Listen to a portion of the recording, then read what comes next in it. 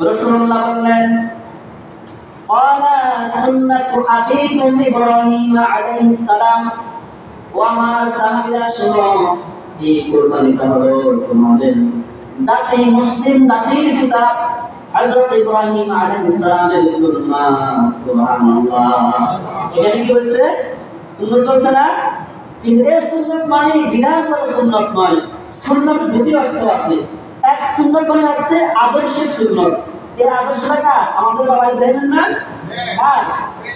ঘটনা বললাম যে সন্তানকে জবাই করার জন্য প্রস্তুত বাবা, বলছিলাম না? তাহলে আমাদের এই কোরবানির ইতিহাসটা আসছে আমাদের সকলের আব্বা, সকলের দাদা হযরত ইব্রাহিম নবী থেকে। এই জন্য রাসূল বললেন এই কোরবানিটা হলো তোমাদের বাবা ইব্রাহিমের ঐতিহ্য, আদর্শ। এবং সাহাবায়ে কেরাম বললেন ফামালানা ফিহা ইয়া রাসূলুল্লাহ, বুঝলাম যে এই কোরবানি আমাদের বাবা আদর্শ, ঐতিহ্য। এখন প্রশ্ন হলো, যদি আমরা কোরবানি করি, পশু জবাই করি, তাহলে এর বিনিময়ে আমরা কি পাবো? রাসূলুল্লাহ বললেন ক্বালা বিকুল্লি শা'রাতিন হাসানাহ, আমার সাহাবায়ে কেরাম শুনো, তোমরা যে পশু জবাই করবা ওই পশুর গায়ে বা শরীরে যে পরিমাণ পশম লোম থাকে আল্লাহ পাক প্রত্যেকটা পশুর বিনিময়ে একটা করে নেকি দান করবেন। সুবহানাল্লাহ। সাহাবায়ে কেরাম রাসূলুল্লাহর কাছ থেকে বিস্তারিত জানার জন্য যাদের ভয় নত হয় থাকতো সকল বেঈমান,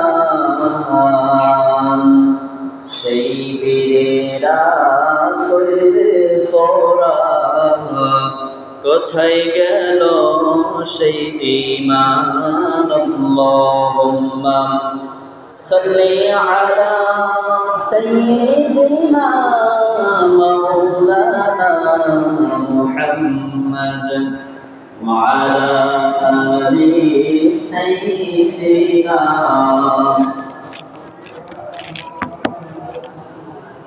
بلغ العلا بكماله كشف الدجى بجماله حسنت جميع خصاله صلوا عليه وآله الحمد لله والشكر لله।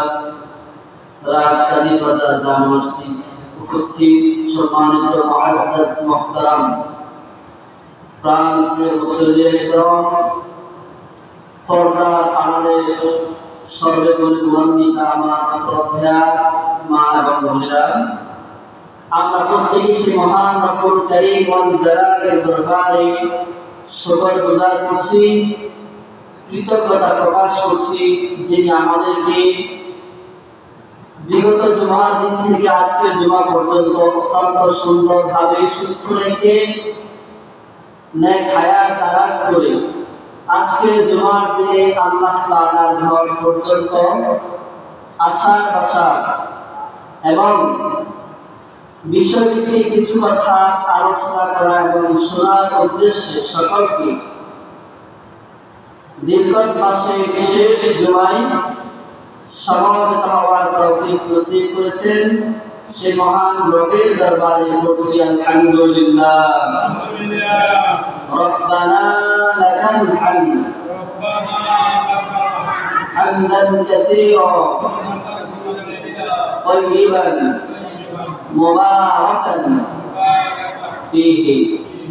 অতঃপর আমরা লক্ষ কোটি দরুদ ও সালামের হাদিয়া পেশ করছি সর্বকালের সর্বশ্রেষ্ঠ মহামানব, মানবতার মহান শিক্ষক জনাব মুহাম্মদ রাসূলুল্লাহর উপর সদর করছি সাল্লাল্লাহু আলাইহি ওয়াসাল্লাম।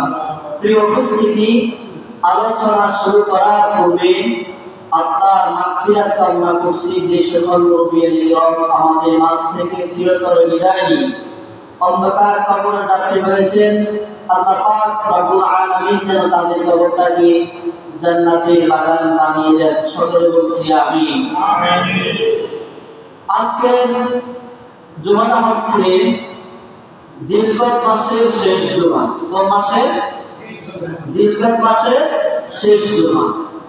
আজকে 29শে জিলকদ। আজকে মাগরিবের পর থেকে শুরু হয়ে যাবে জিলহজ মাস। কোন মাস? জিলহজ মাস।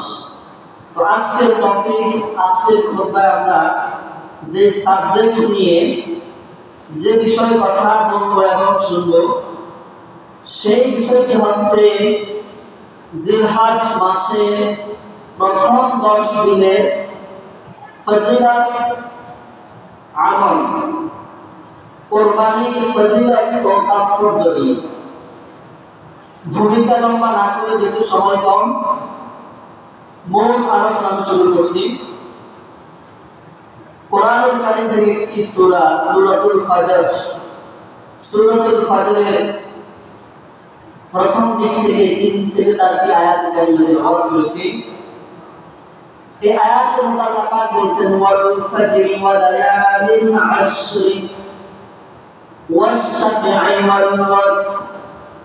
আল্লাহ পাক রব্বুল আলামিন যেই কোন একটি বিষয়কে বোঝাবার জন্য, মানব মণ্ডলীর সামনে একটি বিষয়কে বোঝানোর জন্য আল্লাহ পাক রব্বুল আলামিন অনেকটি বিষয় শপথ করেছেন, কসম খেয়েছেন। আর রব্বুল আলামিন কোরআনের ভাষায় বলছেন, ওয়াল ফাজরি ওয়া লায়ালিন আশর। ফজরের শপথ, ফজরের কসম, ওয়া লায়ালিন আশর, এবং 10 রাতের কসম। কয় রাতে? 10 রাতের কসম।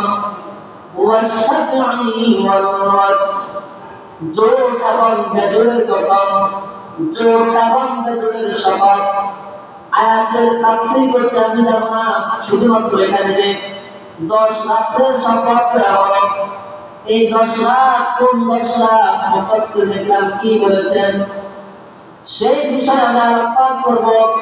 তাফসীর ইবনে কাসির, তাফসীর তাবারি, তাফসীর বাহরুল মুহিত, পৃথিবীর শ্রেষ্ঠ গ্রহণযোগ্য নির্ভরযোগ্য যতগুলো তাফসীর গ্রন্থ রয়েছে, অধিকাংশ তাফসীর তারা প্রায় 10 রাতের ব্যাখ্যায় বলেছেন এই 10 রাত হলো জিলহজ মাসের প্রথম 10 রাত। সুবহানাল্লাহ। কোন মাসে? যে মাসটি আজকে মাগরিবের পর থেকে, আজকের সূর্য অস্ত যাওয়ার পর থেকে যে মাসটি শুরু হবে, ওই মাসের নাম কি বলছিলাম?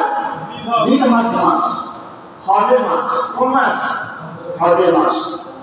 এই জিলহজ মাসের প্রথম 10 রাতের শপথ রব্বুল আলামিন কোরআনে হাকিমের মধ্যে করেছেন। এইবার আসেন, আল্লাহ পাক রব্বুল আলামিন এই 10 রাতের শপথ করবেন।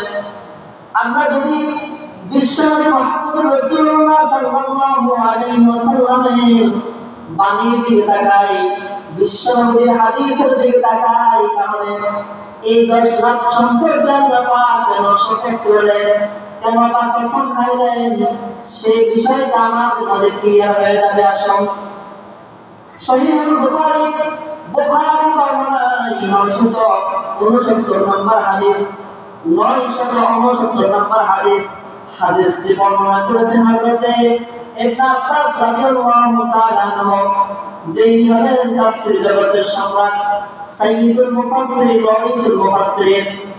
ইবনে আব্বাস বলেন, قال رسول الله صلى الله عليه وسلم ما من أيام العمل الصالح فيهن أحب إلى الله من هذه الأيام العشر।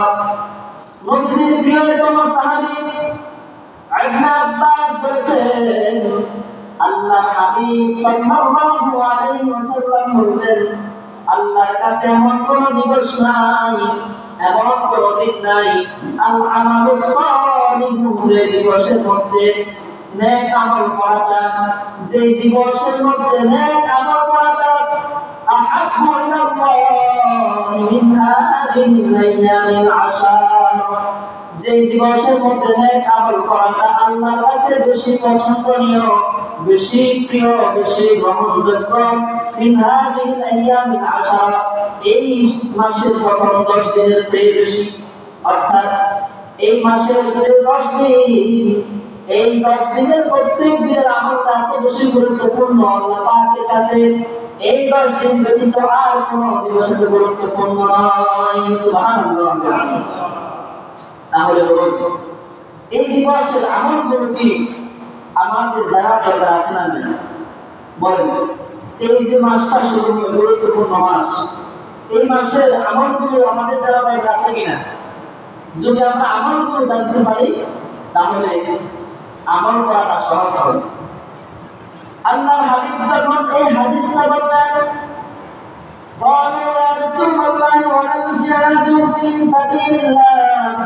আল্লাহ পাকের রাসূলের সাহাবায়ে কেরাম রাসূলকে জিজ্ঞাসা করলেন, আল্লাহর নবী, ইয়া রাসূলুল্লাহ, ইয়া হাবিবাল্লাহ, ওয়ালাল জিহাদু ফি সাবিলিল্লাহ, আপনি যে হাদিসটা বললেন, আপনি যে ফজিলতটা বর্ণনা করলেন, এই ফজিলতটা কি জিহাদের চাইতে বেশি নাকি?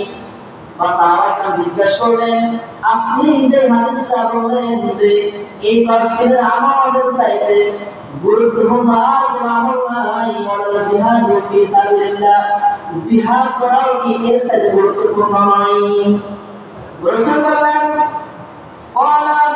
ولا الجهاد في سبيل الله وما صابر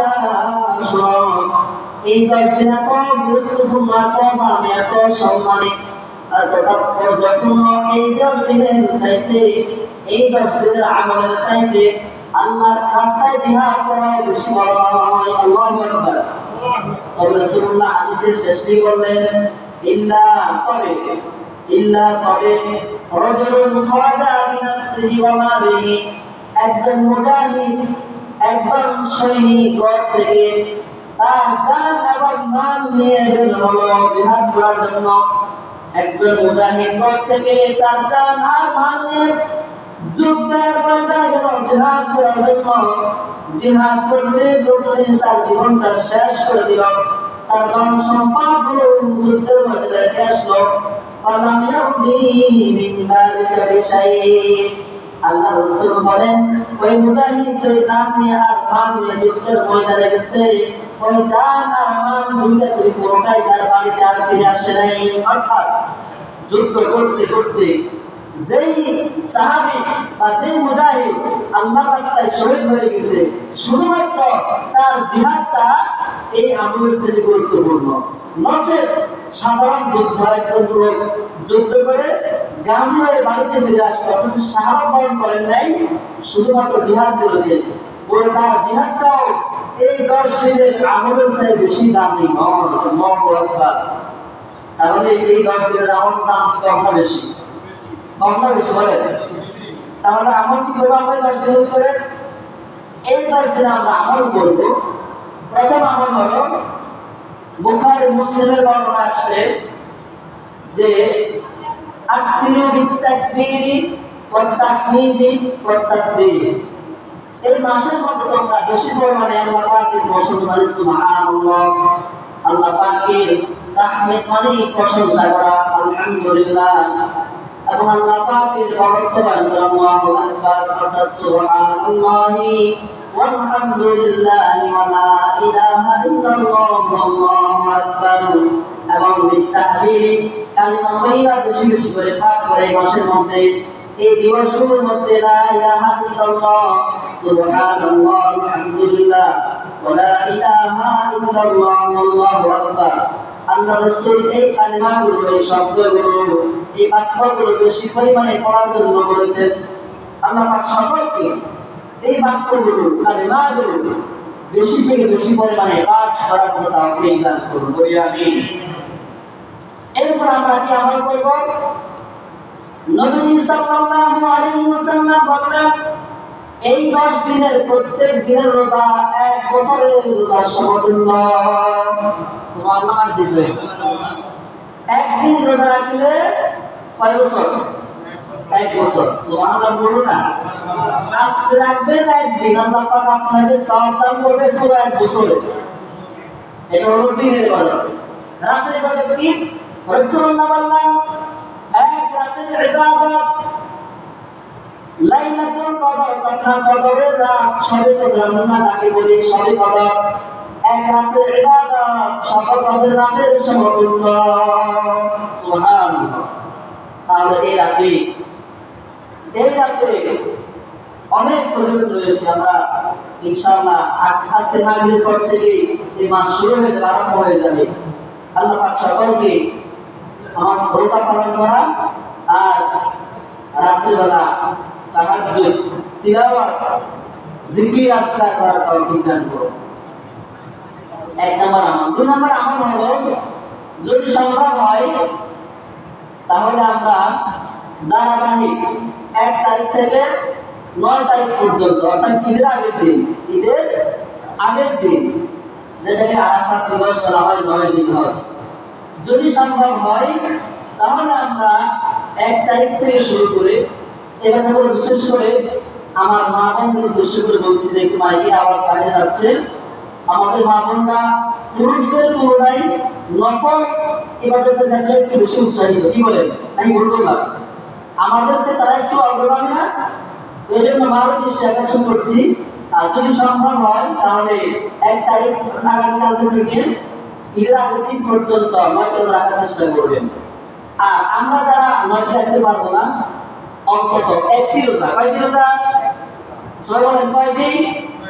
1টি। ঈদের আগের দিন যেটা বলা হয় ইয়াউমে আরাফা, আরাফা দিবস, যেদিন খানায় কাবা মদিনা শরীফে হাজার হাজার লক্ষ কোটি কোটি মানুষ একত্রিত হয়, তালবিয়া পাঠ করতে করতে হজের কাজ করে। খুব দামি একটি দিবস আরাফা দিবস। এই দিবসে রোজার ফজিলত আরো বেশি। কেমন বেশি? বুখারী বর্ণনা,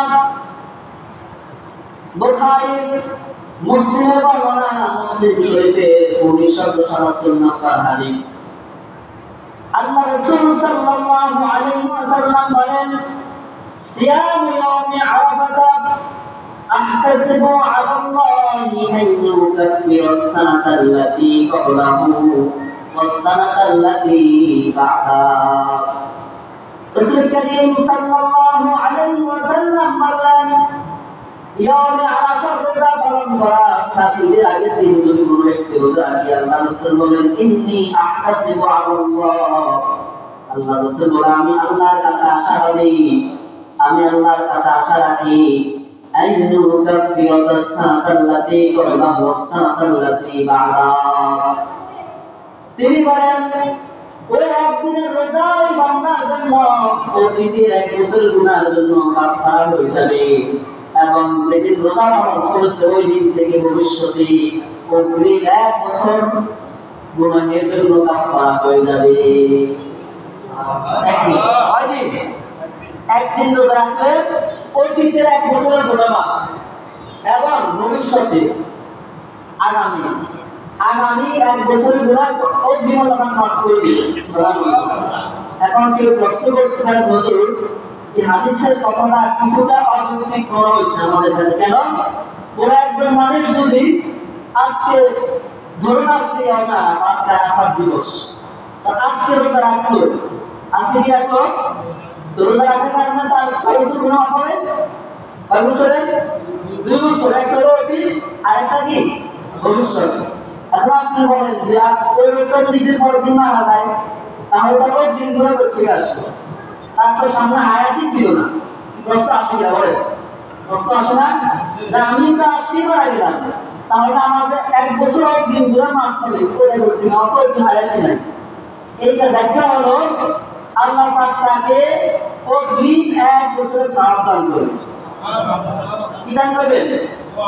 যেহেতু আপনি হায়াত এখানে আপনার শেষ, হায়াত এখানে কি শেষ, অতীত 1 বছরের গুনাহ মাফ, ভবিষ্যতে আপনাকে অগ্রিম, আপনি জীবিত থাকতে নামাজ পড়তেন না, কি বলেন, এখন করতেন কিনা, আল্লাহ আপনাকে এই রোজার বরকতে, এই রোজার বিনিময় হিসাবে আপনাকে হায়াত থাকতে আপনি যে পরিমাণ ইবাদত করতেন সেই দিন এবং আল্লাহ আপনি দান করবেন। সুবহানাল্লাহ। এই জন্য সকলের দৃষ্টি আকর্ষণ করছি, 9 দিন না পারলেও অন্তত 1টি রোজা রাখবেন। ইনশাআল্লাহ আমিও রাখবো, আমি রাখার নিয়ত করেছি, আপনারা সবাই রাখার নিয়ত করেন। ওই রোজাটা হলো ঈদের আগের দিনের রোজা। কোন দিনের রোজা? ইয়াউমে আরাফা, আরাফা দিবসের রোজা। এই রোজা রাখলে অতি ভবিষ্যৎ 2 বছরের গুনাহ মাফ করে পরিষ্কার করে পবিত্র করে দিবেন। আল্লাহ পাক সকলকে উক্ত আমলটি করার তৌফিক দান করুন। আচ্ছা, এবার আসুন কোরবানি। আজকে মূলত আমার দুটি আলোচনা হচ্ছে এই 10 দিনের আমল এবং আমলের ফজিলত। মোটামুটি আমলগুলো বললাম, ফজিলতটাও বললাম। এবার কোরবানি। কোরবানি সারা মুসলিম বিশ্বে কি পরিচিত একটা ইবাদত। কি বলে ঠিক না? নাকি আমরা কোরবানি চিনি না? কোরবানি চিনি কি চিনি না? কোরবানি একটা ইবাদত আছে, এটা আমরা জানি কিনা সবাই? জানি না আমরা সবাই? জানি। কোরবানি খুব প্রসিদ্ধ এবং বহুল পরিচিত একটি বিষয়। এই কোরবানিটা ইদানিং আমাদের দেশে কিছু লোক কোরবানিটাকে হালকা করে দিচ্ছে, হালকা। অর্থাৎ কোরবানিটা হলো ওয়াজিব। কি ওয়াজিব? বিষয়টা কোনো একটি ওয়াজিব হয় কোনো একটির উপরে, আর সে কোরবানি না করে তাহলে সে ওয়াজিব তরফে কি হবে? গুনাহগার হবে। কিন্তু আমাদের দেশে ইদানিং আমরা Facebook, YouTube, social media, electronic media, print মিডিয়ার সাহায্য সহযোগিতায় আমাদের দেশের কিছু হুজুর নামে কলঙ্ক, তাদের লেকচার, তাদের বক্তব্য শুনে আমাদের দেশের কিছু জেনারেল ফলো ভাইরা কোরবানিটাকে সুন্নত মনে করে। কি মনে করে? কথা বলেন, কি মনে করে? এবং তারা মনে করে কোরবানি করলে সওয়াব আছে, না করলে কি নাই? কথা বলেন না। কোরবানি করলে সওয়াব আছে, না করলে, কারণ সুন্নাত আবশ্যক বিষয় নয়। সুন্নাত করতে হলে সওয়াব, না করতে হলে গুনাহ হবে না, এটা হলো সুন্নাত। কিছু শায়েখরা, আমি সহজে বলে দিচ্ছি, আহলে হাদিস যে সমস্ত ওলামায়ে কেরাম আমাদের দেশে সালাফি গণনা, যারা বিভিন্ন নামাজে রাকাত করে, তারা মিয়াত রাকাত করে, আরো অনেক বিভিন্ন পরিস্থিতি আছে আমাদের দেশে। তাই হয় তো আজকে আমরা জানবো আসলে কি কোরবানি করা কি সুন্নাত নাকি ওয়াজিব। একটি হাদিস শুনুন। হাদিসটি এসেছে ইবনে মাজাহ শরীফের ভিতরে, হাদিস নাম্বার 3123, 3123 নম্বর হাদিস। عن أبي هريرة رضي الله تعالى عنه قال أن النبي صلى الله عليه وسلم من كان له سعة ولم يضحي فلا يقربن مصلانا। নবীজির সবচেয়ে কাছের একজন সাহাবী, যেই সাহাবী সব সময় সকাল বিকাল সন্ধ্যা দুপুরে খেয়ে না খেয়ে বাড়ি ঘর ত্যাগ করে, নিজের ঘর ত্যাগ করে বেশিরভাগ সময় রাসূলুল্লাহ দরবারে পড়ে থাকতেন, ওই সাহাবীর নাম হলো আবু হুরায়রা। কি নাম? আবু হুরায়রা থেকে বর্ণিত হাদিসটি। তিনি বলেন রাসূলুল্লাহ সাল্লাল্লাহু আলাইহি ওয়াসাল্লাম বলেছেন, মান কানা লাহু সাআতুন, যেই ব্যক্তির কোরবানি করার সামর্থ্য আছে। কি আছে? সবার কথা কিন্তু বলা হয় না। যে ব্যক্তির কোরবানি করার মতো নেশাব রয়েছে, বর্তমান সময়ে একজন লোকের কাছে 75 থেকে 85 এর কাছাকাছি টাকা থাকবে, এবং এই টাকাগুলো এখন থাকলে তো এখন অন্য কোরবানি ওয়াজিব হলো সরকার আছে ঈদের দিন সকালবেলা। কোন দিন? 10, 11, 12 কয় দিন? বলেন কয় দিন? 10 তারিখ, 11 তারিখ, 12 তারিখ।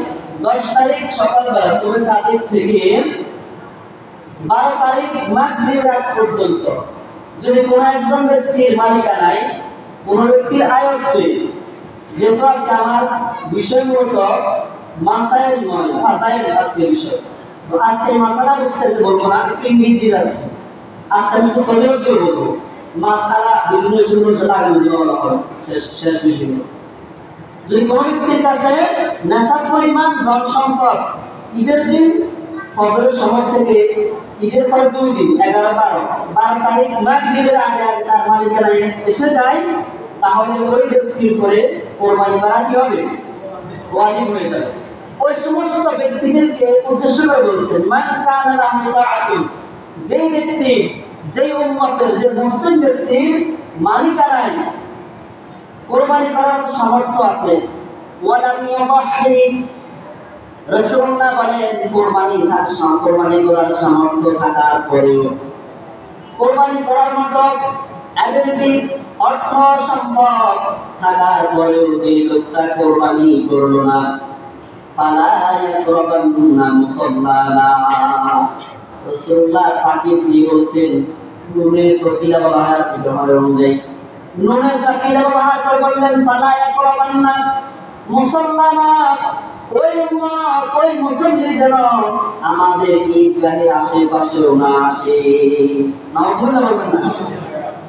তাহলে বলেন যদি সুন্নাত হইতো নবীজি কি এমন কথা বলতেন?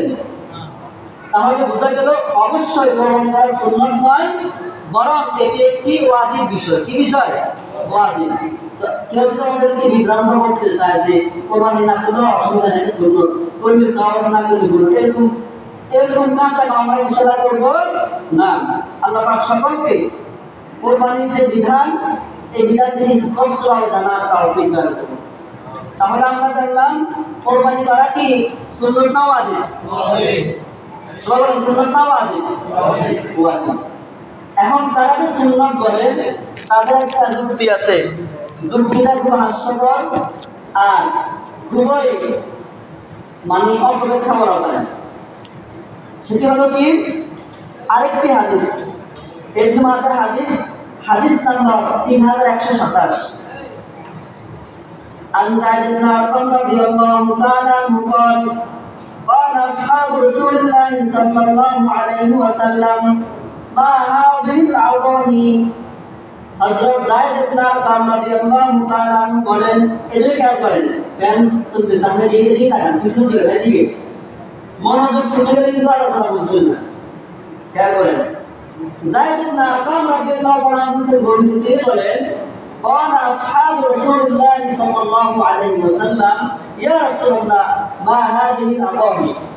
নবীজির প্রিয় সাহাবী বলেন যে নবীজির সাহাবায়ে کرام নবীজিকে জিজ্ঞাসা করলেন, ইয়া রাসূলুল্লাহ মা হাযিহি আল-আদাহি, এটা আমরা প্রত্যেক বছর একবার পশু জবাই করি, কুরবানি করি, এটা মূলত কি, বা এটা করলে কি সওয়াব কি, কি দরকার, কি প্রয়োজন?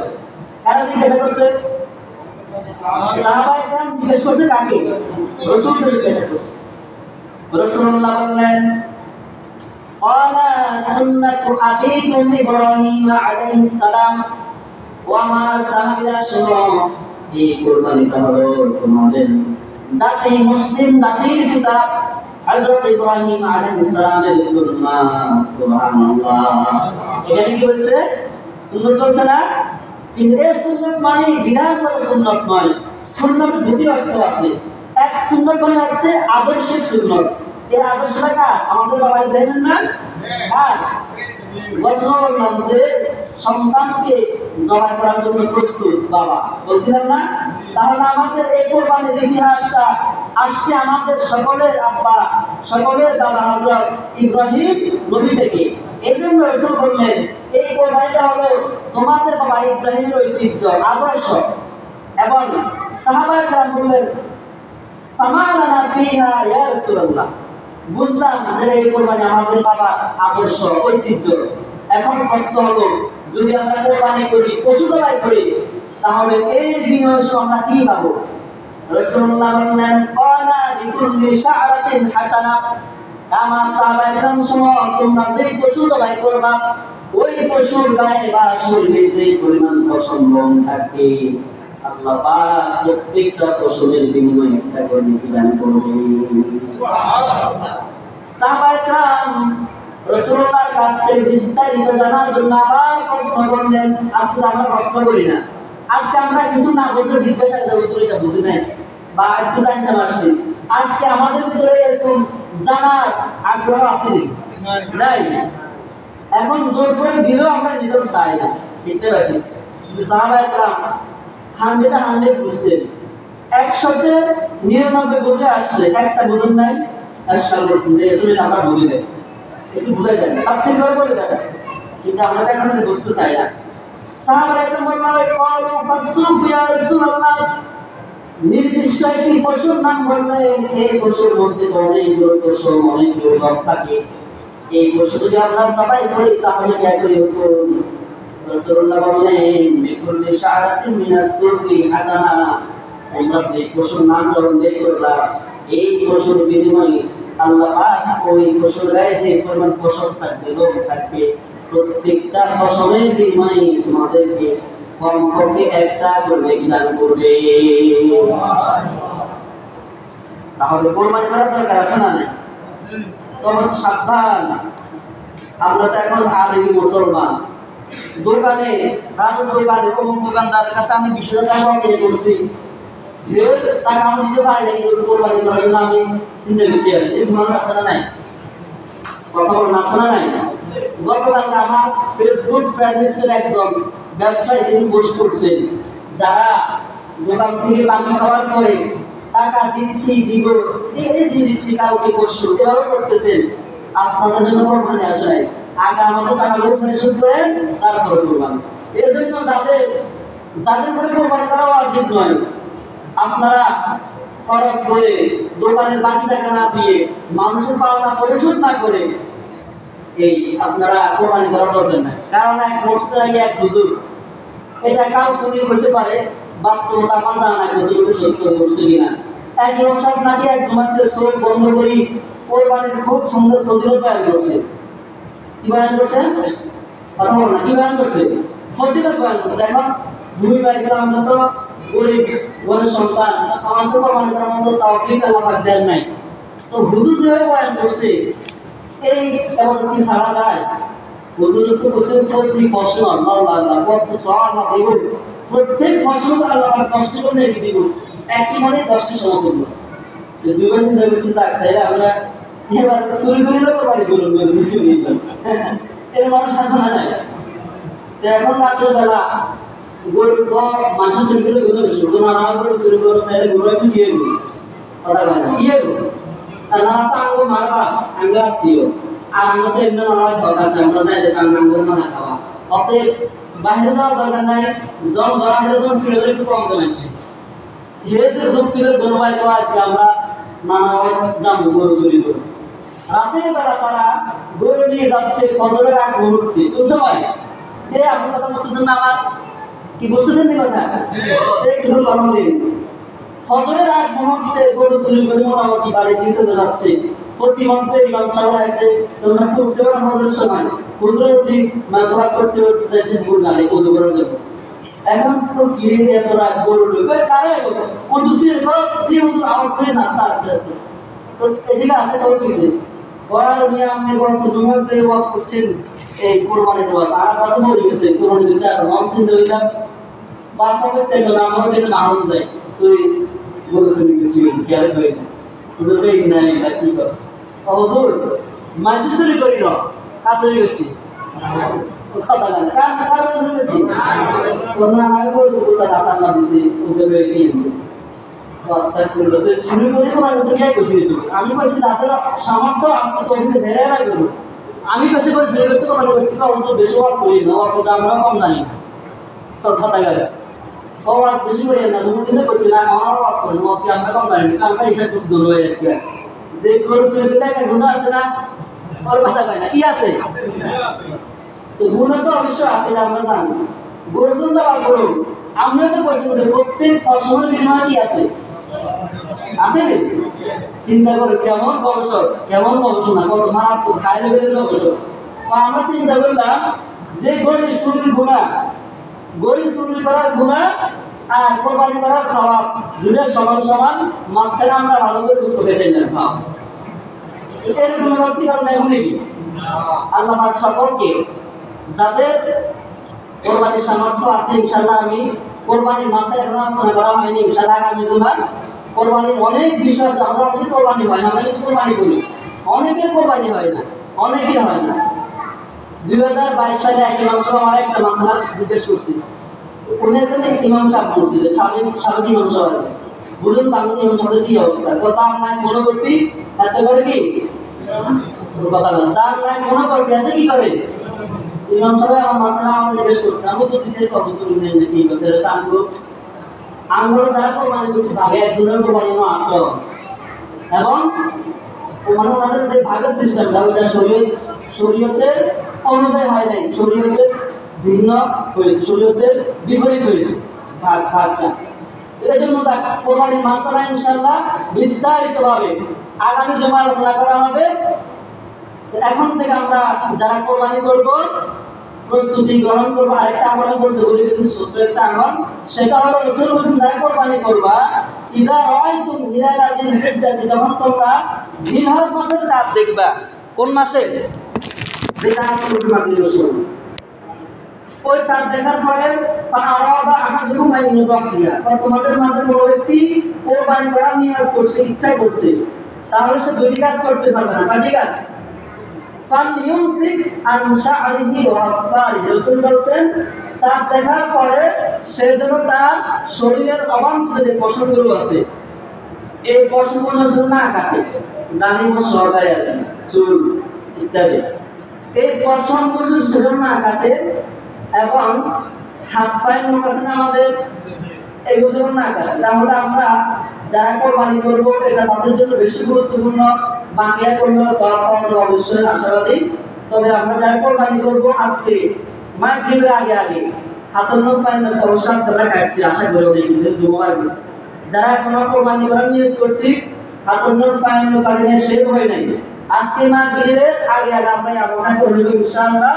আবার পশু জবাই করার পরে, ঈদের দিন পশু জবাই করার পরে কাটবো, তাহলে আপনার কোরবানিটা একবারে কামিল মুকাম্মিল আল্লাহ পাক কবুল করুন। সুবহানাল্লাহ। আল্লাহ পাক সকলকে যে কথাগুলো আলোচনা করেছি আমাকে সহকারে প্রত্যেককে আমল করার তৌফিক দান করুন বলি আমিন। যারা পড়ে আসছেন সালাকাত সুন্নাত নামাজ আদায় করেন। আসসালামু আলাইকুম ওয়া রাহমাতুল্লাহি ওয়া বারাকাতুহু।